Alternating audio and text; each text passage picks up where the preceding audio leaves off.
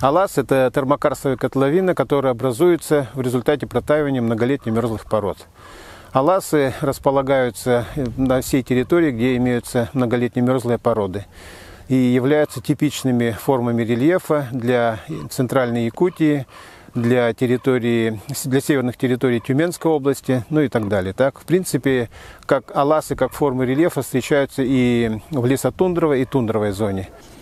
Согласно энциклопедическому словарю географических терминов, аласы – это плоские понижения от десятков метров до нескольких километров в диаметре, покрытые луговой растительностью, иногда имеют остаточные озера.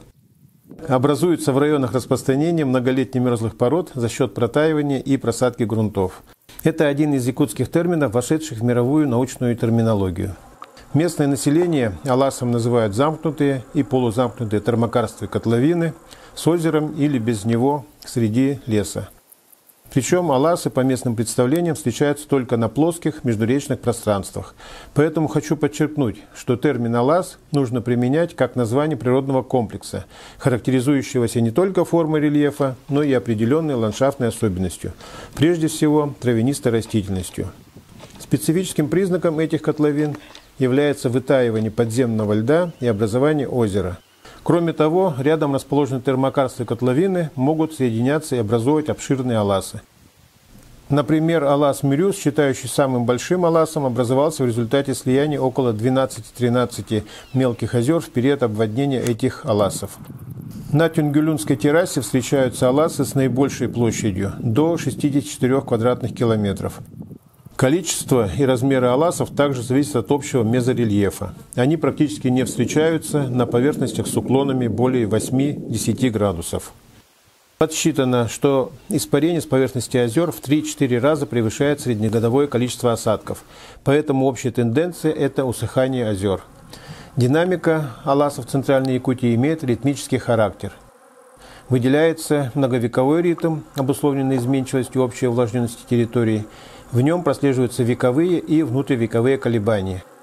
Исследователи выделяют три основные стадии развития аласов. Это дёдя, тымпы и зрелый алас. Дёдя – это термокарстовая котловина с более или менее резко выраженными бортами, с бугристой поверхностью дна и бортов. Тымпы в якутском языке означает лесное озеро. Ископаемый лед на дне котловины вытаял, дно плоское, слегка вогнутое, микрорельеф дна выравнивается аласными отложениями. Котловина резко выражена.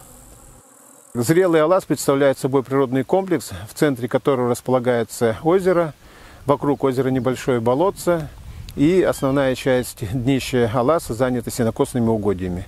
Луга в пределах аласа возле болота, влажный луг, затем средний луг и остепненный луг. То есть здесь представлены разнообразные ассоциации травяные и прекрасные сенокосные угодья, которые позволяли якутам селиться в аласах.